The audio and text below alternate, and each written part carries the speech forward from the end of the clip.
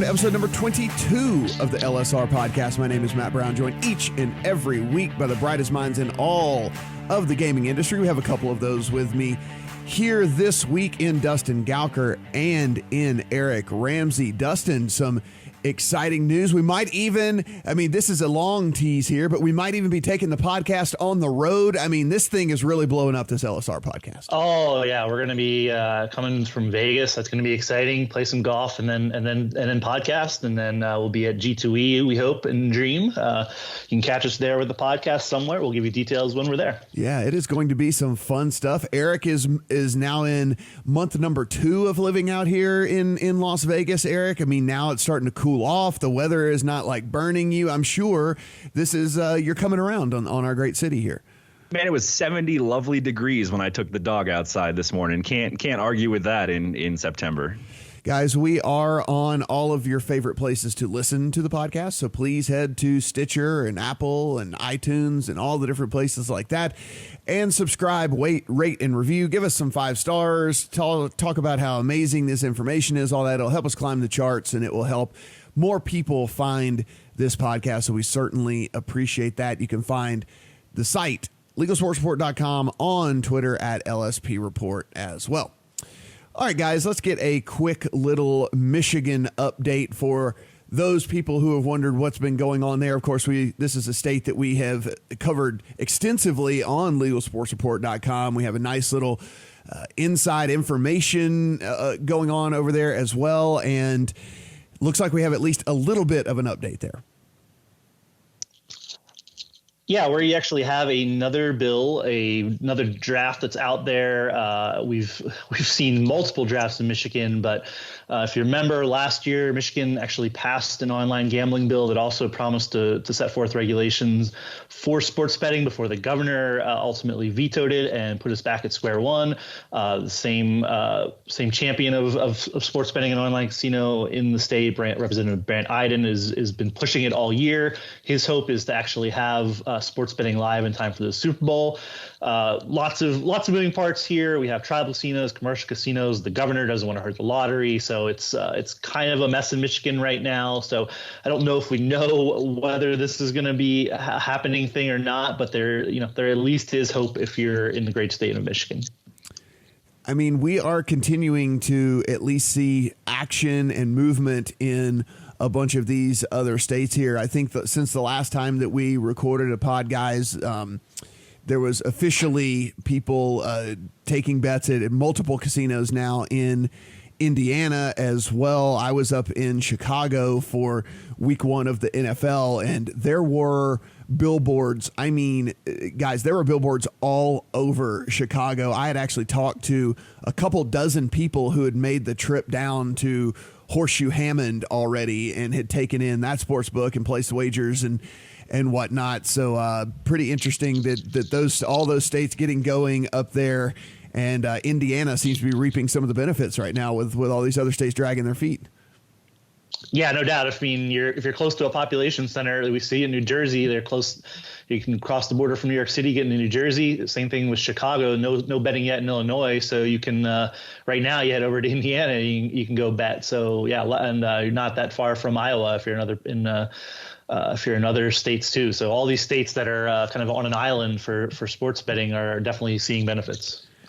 Yeah, it was interesting. These people they didn't even care about the sports book experience. I asked them, trying to get some details of what the sports books looked like, and was it everything that they thought it would be? And that was not even anything they cared about. They were just really wanting to get in there and be able to place legal bets, which again, I think, Dustin, kind of goes back to our whole point here of this ridiculousness of in-person sign up as opposed to just mobile wagering. Literally the majority of the people I talked to, I was like, so tell me, how many TVs did it have? Whatever, blah, blah, just trying to get a feel of the sports books. And they were just kind of like, I don't really know. I was just going in there to make a bet. Like they didn't even notice their surroundings. It was just more about making the bet than it was the experience. There's been a lot of that anecdotally, I think, of these people, at least in those states like Iowa, like people going in and just leaving, right? So I don't think, and we've talked about some of these sports books too, and some of them are look like work break rooms as opposed to actual sports books. So if you're like, would just be better if you had the app and not worrying about like, oh, I'm going to drive over there. And people still do it to their credit. And we saw crazy lines in both Nevada and in Atlantic City sports books for the opening weekend of NFL. And even in New Jersey, where it's easy to sign up, people are still willing to stand in lines to get their bets down. It's the power of the regulated and legal market. It is absolutely crazy. Now comes an interesting story from the esports world. This is something we've talked about at length on this podcast before. If you guys don't know our complete thoughts on that, be sure and go back and listen to some of the previous episodes here on why there has been really trouble getting esports betting spread widely, why some of these states and some of the, even just casinos, I've talked to bookmakers that are working privately that aren't even, have any urge whatsoever to get this up on the board because of all the things that, they feel could go wrong with it. And here we have, Dustin, an interesting story involving a 2K player. So to set the stage for this, NBA 2K is a game that I'm sure a lot of people who listen to this podcast know of and have played, but there's also an esports league associated with this that's backed by the NBA. So the interesting thing that came out yesterday was a player was banned and disqualified from the league for violating the league's gambling rules. It didn't have a whole lot of details, but said that the player violated league rules against tipping on NBA 2K League games by providing inside information to an individual who the player knew was involved in betting on NBA 2K League games. So, this is not a great look for either the esport or for the league, which, if you remember, Adam Silver was at the last draft. So the NBA has been pretty heavily involved with this league. And, a betting scandal is certainly related to this is not at all. I think we could see this coming. The players don't get paid a lot. There's other esports where people in lower levels of the esports will, provide information to bettors. So this was only a matter of time till it came to NBA 2K. The interesting thing about this, like you said, this is not, as far as I know, something that's ever been bet on in any regulated U.S. market. In fact, a lot of states have specifically banned esports betting because of worries like just like this one, where you have no idea what's going on. It's something that people don't really understand. So, it's really it's interesting that it just now happened. It comes as the NBA is trying to make its pitch for what it needs to do for sports betting, and now this esport that's related to it having problems. Also on the side of this, NBA 2K20, which just got released, has gambling mechanics in its loot boxes and how you get stuff that's more valuable in the game. You actually have slot machines and pachinko, and it's definitely a gambling game from that standpoint too. So lots of interesting stuff about gambling, NBA, and the video game associated with it.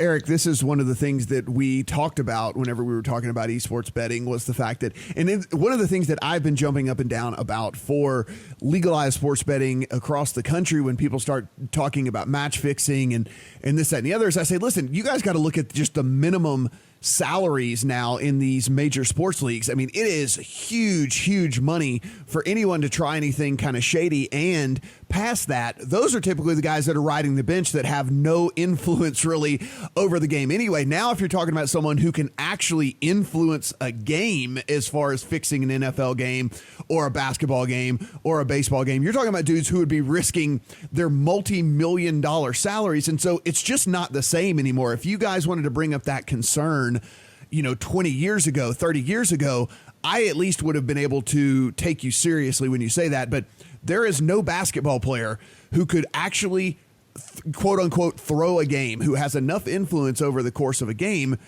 who's going to risk their $15 million, $16 million salary. You can't get enough money down on a bet for it to be worth that person's time. Now, we flip to some of these really smaller sports like low-level tennis and in this case, esports.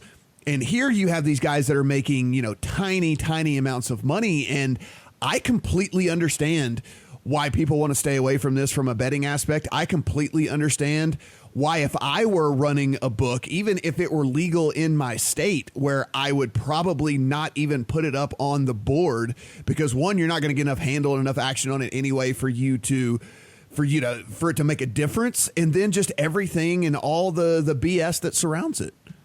Yeah, it's funny you mentioned lower level tennis too, because that's the first thing that comes to my mind reading a lot about the tennis integrity.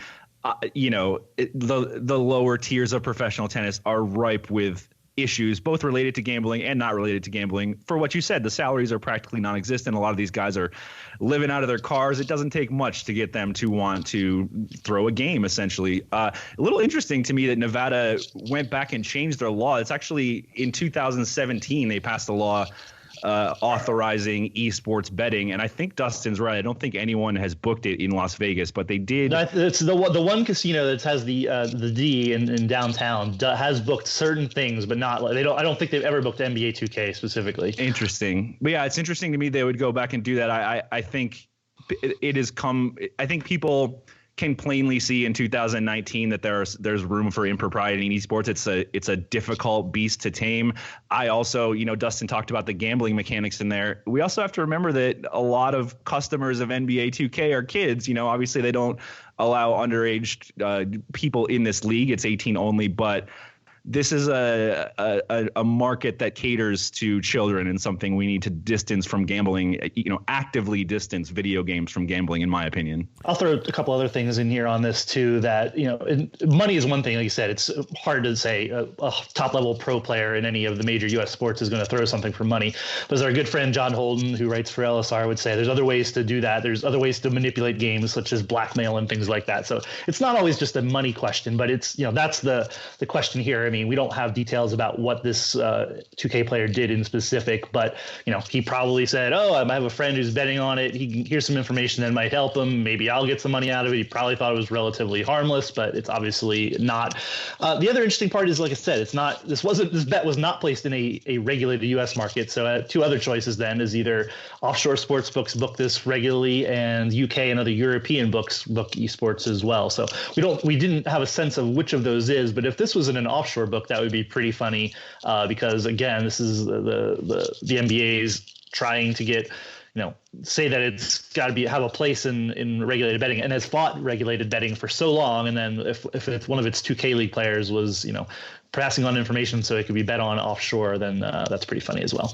Eric, I think you made a really good point as well, that just, video games in general, you think are of being targeted towards younger people, and certainly people that are not the prime customer for a casino or a sports book or anything like that. So I think that is something else for us to just keep in mind here, that is it really worth it? I mean, I always say this with some of these other things that we've talked about with these alternative betting markets, and I'm all for people trying innovative things, of course, but is the juice really worth the squeeze? How much esports action are you really going to get here in the States? I can't imagine it's going to be worth it in the end here. So interesting story. We'll certainly, if anything new comes about on all of this and more information, you can find that at legalsportsreport.com.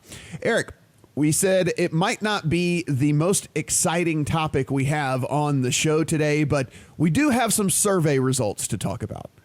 Yeah, the American Gaming Association has been trotting out some surveys this year. There's one to begin the NFL season, just run through some of what they found. They surveyed 11,000 adults in the U.S. and found that 15% of them, about 38 million Americans, plan to bet on the NFL this season. 24% would do so if it were legal in their state. Obviously that number is skewed towards fans of the game. It's about 40% of fans would be willing to place a legal bet on the NFL this season. And, the data reinforces things that we talk about anecdotally in other studies, that bettors are more engaged in sports, and avid sports fans tend to be more engaged in betting too. Really nothing earth shattering in this data, but interesting to frame the football season here as we start with 13 states with legal sports betting now. Lots of surveys out there. I know that our very own Chris Grove has done a bunch of work with and found just some early kind of results from what things are going on with all of these states. I will be super interested once we have a little bit more of a mature market to really see what's the age group. Well, obviously it's going to be predominantly men, but I'm very interested to see the amount of females that get in on it. I'm certainly interested in all kinds of these data points that are certainly going to come out. I mean, it's just we're still technically in the infancy of all of this, but Dustin, you mentioned how far would someone drive to place a bet? How far would whatever? I'm very interested in all these cool little things about sports betting that I'm sure will start to come out from these smart people here over the next couple of years. Yeah, I mean, we're in the early days of this, so any data is interesting data.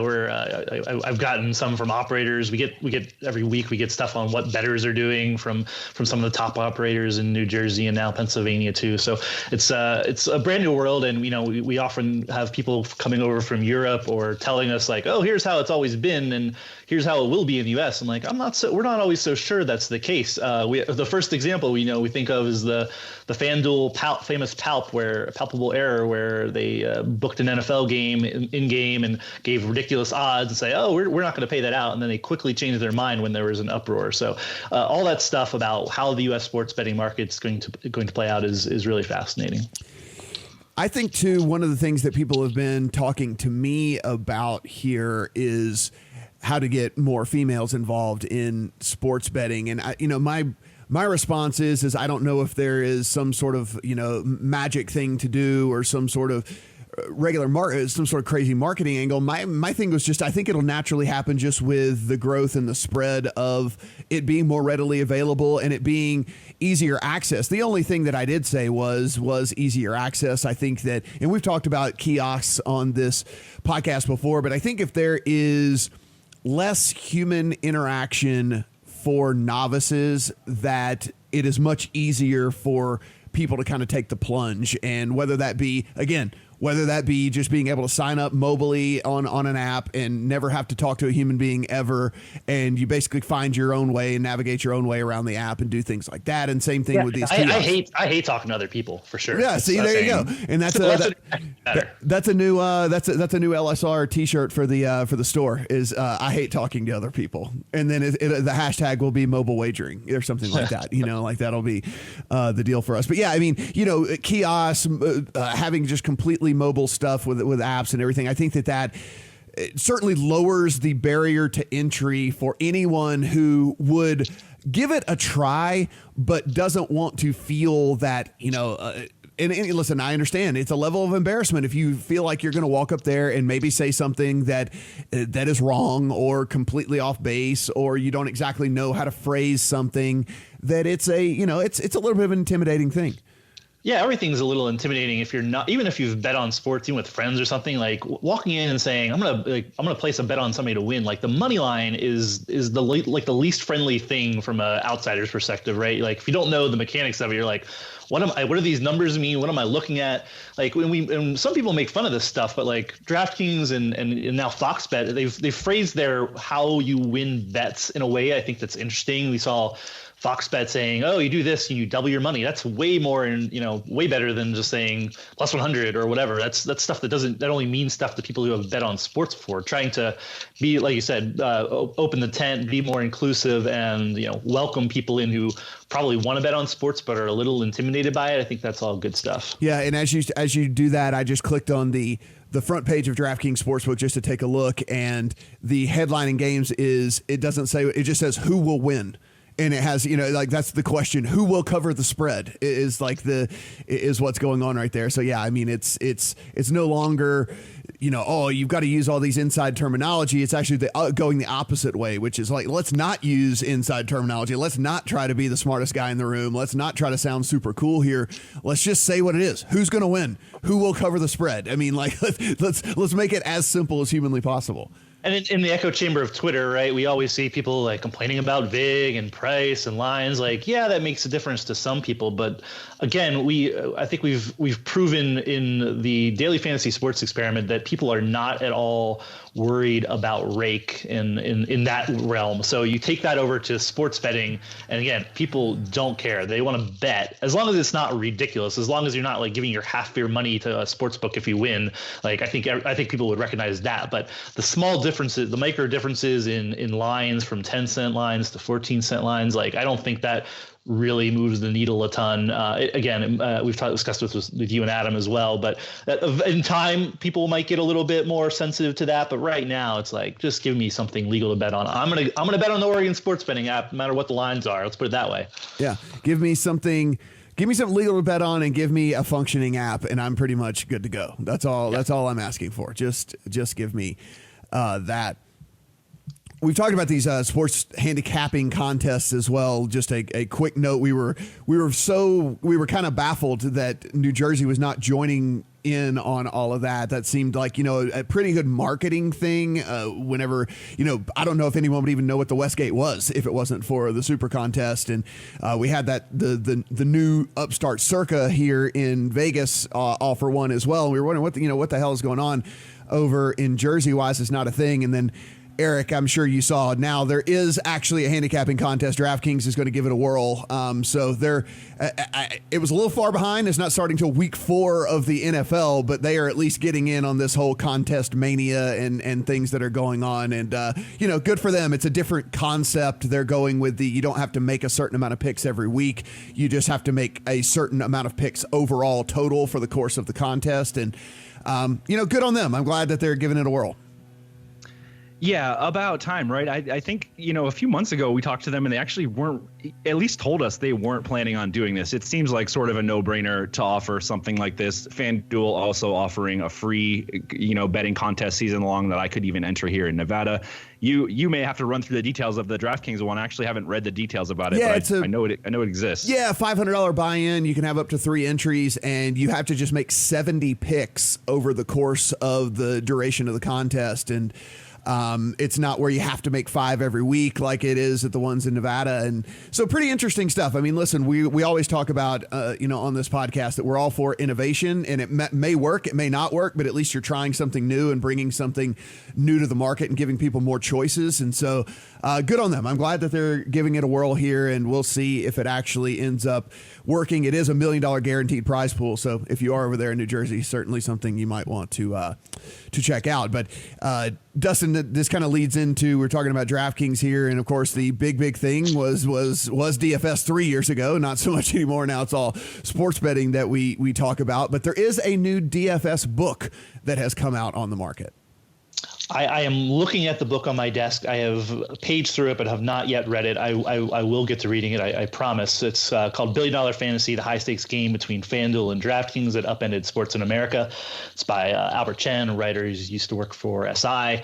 It's an interesting that it's coming out now. It's obviously, we had a book a few years ago from Daniel Barbarisi, a guy who embedded himself in the DFS world, which I thought was a good read.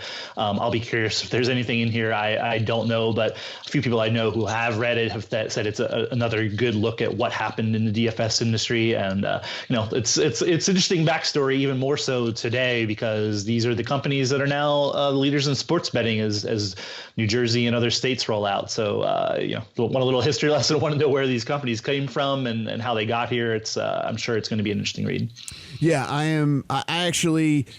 That one, I remember when that one was kind of announced that it was going to be a thing. And I remember kind of thinking to myself, is this going to be the first book that I read in a decade? And then I thought about it and I was like, well, who am I kidding? I'm not going to read a book. So I'll just wait until you read it, and then I'll get the. You can read my review like always, and then yeah. Exactly. That is, Dustin and Eric and Adam exist because for me, because I get your reading for you. Yeah, I get to sound incredibly smart when people ask me about the things that are going on within the industry without having to do any of the legwork myself. So it's great. It's awesome. I come across as very intelligent because of you guys.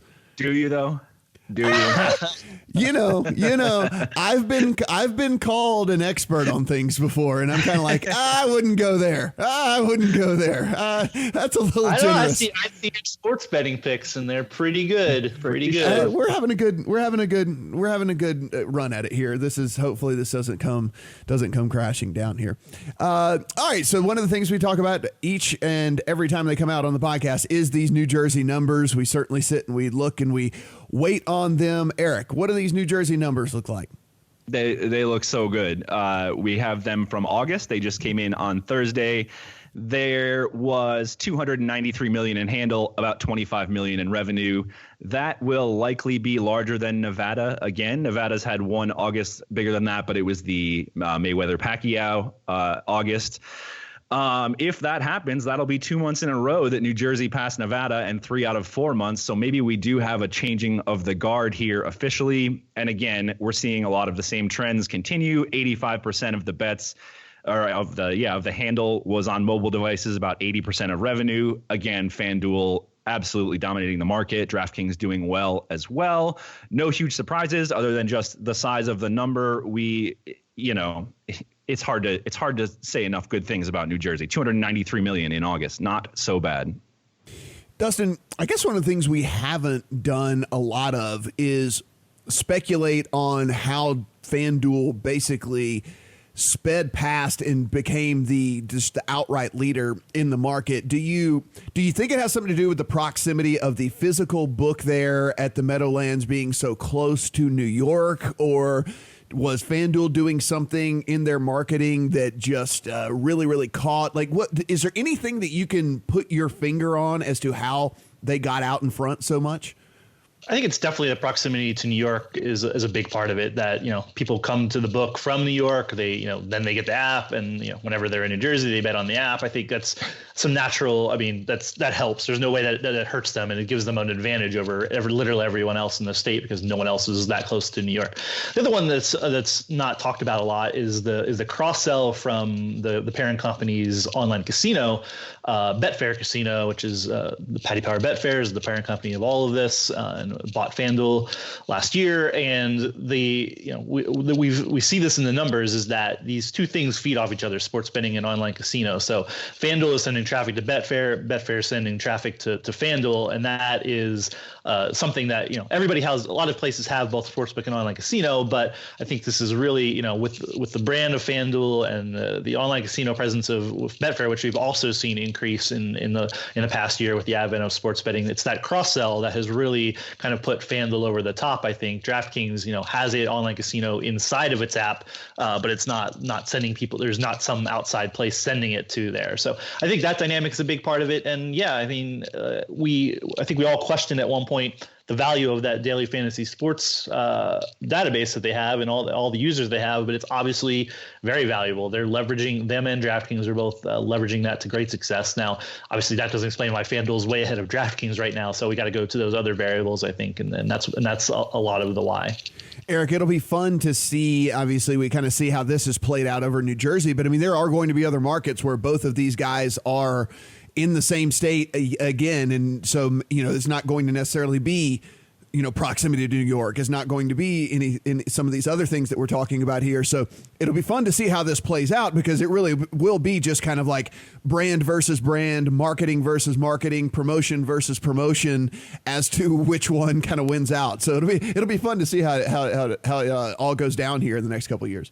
We definitely have the makings of a follow-up to that DFS book in the sports betting realm. We're we're writing a whole new chapter in the rivalry between those two companies. They look to be the early leaders, and yeah, we'll find out pretty soon, right next door in Pennsylvania, how that market is going to play out, with a little less of the geographical retail component with New York City involved. We'll have a little truer sense of how those companies compete online to online. And you really have it in West Virginia, obviously a small state, but it's literally the only two apps you can download. So yep. And no real huge advantage, I would say, for either. I mean, FanDuel is linked to a casino that only caters to to very, very rich people. So and in the middle of nowhere. So DraftKings, I guess, gets a little bit of bump from there, but I don't think that's it's going to be basically whose product's better, who has better bonuses, all of that. It's going to be.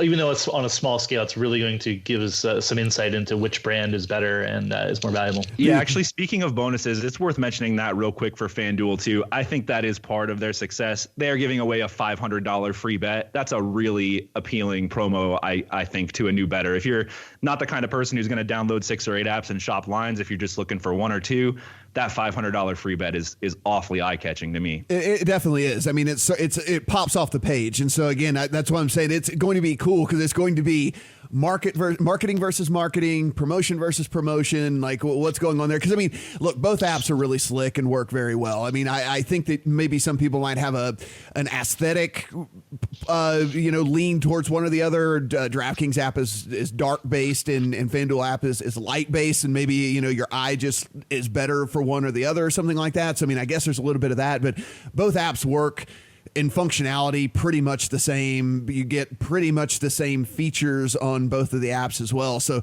it really will just come down to like who can get the customer to buy into their marketing angle first and best. And so it's going to be fun to watch for. One of the other variables, Matt, is the I don't put a whole lot of stock into this, but is the trading. Like FanDuel will take. I don't haven't seen a whole lot of people getting limited on FanDuel, but DraftKings, it can be powered risk management.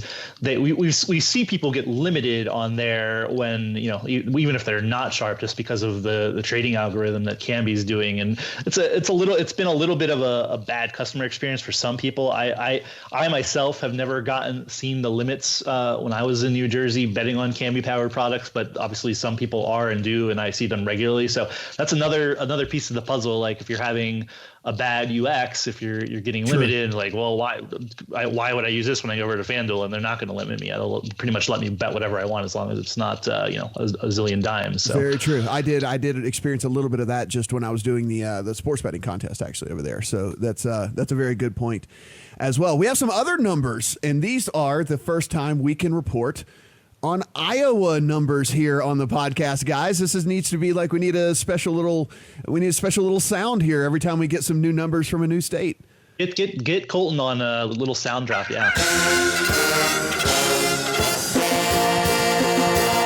There it is. All right, there was the sound. I hope he used the Field of Dreams sound for Iowa. That would be amazing. We'll see what we can do. Come on, man. That's probably copyrighted. We have to use royalty free sound effects and music. I'm sure it was a great sound, whatever that sound was he just used. All right, I love it. So what are these Iowa numbers look like? I'm sorry, I got us way off track there. Iowa numbers. We're so excited about the Iowa numbers. Let's see. We had a total of 8.5 million, or actually almost 8.6 million, over just the launched in middle of August. So this is basically half a month. That's how much handle there was in the state. Amazingly, even though you have to do the dreaded in-person registration, a lot of that was online. 3.6 of the 8.6 was online, despite the fact you had to actually go to a physical casino and sign up, which is, that's pretty crazy that many people did it. I think you'll see. I mean, first it opened right before football season, so a lot of excitement in addition to the launch of sports betting. But there are also a lot of casinos already up and running for this. I think we're up over a dozen right now, Eric, if I'm not mistaken, in Iowa. So, yep. The biggest one by far, not shocking, I think, was Ameristar, which is the one that's it's just over the border from Omaha. So another example where like Nebraska never ever going to have sports betting. I'm sorry if you're in Nebraska. Maybe they get their active gear, but this place is just going to print money because it's again has that access to that huge data, that huge base of potential bettors. So if you're in Omaha, you're going to Ameristar, and you'll get that app eventually as well. So interesting numbers, obviously early days, and we'll still see. Iowa has this in-person registration for a while. I think we'll see online betting take off more once that restriction's off. And Eric, in Iowa, this was the debut. We thought it would be in Jersey first, but it ended up being in Iowa because there was some delay over there. So this Iowa was actually the debut of the BetWorks product as well, correct? Because the score didn't actually go live until a little bit later. So this was kind of their entry into the market too. Correct, and it looks pretty good. At least the front end Elite has put on it. The Elite Sportsbook is the group of the three casinos together. I'm just trying to glance through the numbers here. It looks like they had maybe 500K in handle between the three of them, so not bad. What jumps off the page to me is the two Caesars properties, still no mobile. We're seeing that in Pennsylvania as well, behind the curve, launching mobile. Not sure what is going on with Caesars, but they are still not a part of the online market in Iowa yet. And finally, let's talk something that has not made the podcast in a hot minute here, but guys, we have a federal sports bill. Do we? I mean, question mark here. This is something we can't even, didn't think we'd be talking about here for quite some time, but coming back around again, the federal sports betting bill. Yeah, we have reporting from a couple of different places. Gambling Compliance and ESPN have both reported that Senators Chuck Schumer and Mitt Romney are working on a federal sports betting bill, which will probably be pretty much a clone of what we saw from Senator Orrin Hatch last year. That bill Obviously went nowhere. I expect this bill will also go nowhere. We haven't even seen a draft of it. This is more just politicians keeping the lobbying money flowing because they we'll give you the leagues want a sports betting bill. Like, yeah, we'll work on that. We'll get right on that. Knowing that full well that there's like a 0% chance this thing is going to go through. David Purdom, if you're listening, I will not book the over on 0% chance, but there's no chance this bill moves anytime soon. If it needs to get introduced soon, if it's going to happen this year, there is no way Congress touches a gambling bill in election year. Nobody wants to put their name on a gambling bill. I was about to say, like, we're moving into an election year right here. This seems like this is like the last thing anybody wants to spend any time on. Right, and not to mention these two people who are behind this effort are President Donald Trump's like not least favorite, but pretty far down the list. Schumer, Democrat, who doesn't like. Romney, who kind of presents a foil to him on the Republican side. So like this bill is basically dead in the water. The political climate is that the Senate Majority Leader won't even move a bill that he knows Trump won't pass. So if it's basically comes from these two people, unless it's like absolutely everybody in the Senate is somehow on board. And then you have to get into the House where, telling states what to do on anything, gambling included, is not a popular thing in the House where, this is money that affects their home states. And I don't think there's a whole lot of appetite for it. So while there's a big to do about all of this, I still don't see a federal sports betting bill being a really likely thing in the near future. This is it's just funny that this is something that we are going to have to keep touching on, but it's going to keep popping back up, and we will certainly have all the information on all this at legalsportsreport.com. Eric, before we get out of here real quick, if someone's maybe missed a couple of episodes, if someone is joining us for the first time, and if you are, thank you, appreciate you being here. Real quick, so West Virginia's back up and running. As we mentioned, we have stuff in Indiana. We have stuff in Iowa. Just give a real quick little glance here of just the news here of the last six-ish weeks as far as states go, so people have an idea of where they can and can't bet, and maybe where we will have some sports betting maybe by the end of the year. Yeah, we have climbed to 13 states with legal betting. Indiana, the newest market to open, sort of the Midwest now opening up with Indiana and Iowa. We have Illinois as one of the big pending states. They passed a law earlier this year. Looks like maybe first of the year is the earliest we could see legal sports betting in Illinois. Probably Super Bowl is more likely than that. New York, another big market that opened recently, but it's stuck in retail only land. It is one of the, let's see, what are there, 7 states, I think, with retail only betting, 6 with online. So we're almost to the halfway point there. The good news is most of the laws that have passed in the new states, we're talking about Maine, Montana, New Hampshire, North Carolina, Tennessee, most of those have either exclusively online or some online component. So a little more awareness of what is driving the industry in 2019. Hopefully that will continue in 2020. And there's still a couple states on our radar without laws passed, but that are still in session or considering making laws later this year. Michigan, we talked about earlier, Ohio possibly in play, and Connecticut is trying to do a big full gambling expansion to include all sorts of things that is unlikely, but still in the cards. So we're at 13 right now, could grow to 18 by the end of the year, and maybe a bit further than that into 2020. And Dustin sits there heartbroken that you didn't mention the Chinook book so sorry. up in Oregon. He's like, hey, what about us? You forgot about us. Like, what's going on here? Yeah, it's okay. I mean, we have the sad little Starts book in on the coast that is like 4 hours away, but it's very close to Eugene. So University of Oregon bettors are loving going there right now and hammering the Ducks. But the latest is the sports betting app is supposed to be live either later this month or mid-October. They have obviously missed their initial deadline, but this is going online for a lottery, not the easiest thing. And so I'm living and tormented by the delay, but we'll have it soon. I hope that it happens before the end of football season, and we can all just make hundreds of thousands of dollars in our little Slack chat that we have as we just continue to pile on all these NFL and college football bets. I'm rooting for you, Dustin. Yeah, I mean, I'm just looking for what you send me on Slack, right? That's all. So just send me your plays and I'm betting them. That's all. There it is. Guys, thanks for joining us for this episode here. I mean, as we mentioned, we are on all of the favorite places that you can find podcasts. So please Google, Apple, Stitcher, Spotify, whatever it is, go in, subscribe, rate, review, let us know what's going on. We really, really appreciate each and every one of those. It'll help us climb the charts as well. And of course, all of these stories that we talked about are written about in depth on legalsportsreport.com. So head over there and you can get the full and continually updated, I might add, version of all of these stories. For Dustin, for Eric, I'm Matt. Talk to you guys next week.